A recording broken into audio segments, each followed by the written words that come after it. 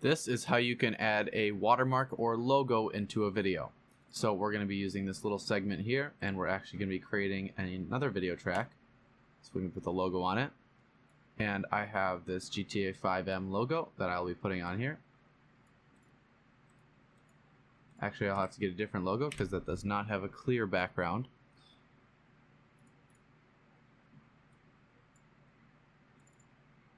So here's a logo for a YouTube channel, like so. You're going to go into your event pan and crop, and you can crop this down, and we're just going to put it dead center in the middle here for better visibility. And once you have it down there, you can see it. There's your logo. You can put this in the corner, or you can do whatever with it.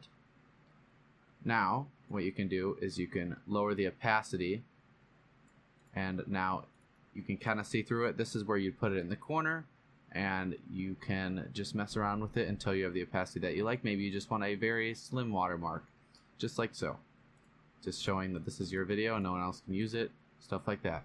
So that is how you can add a logo or watermark into your video. And you can use this with text or anything.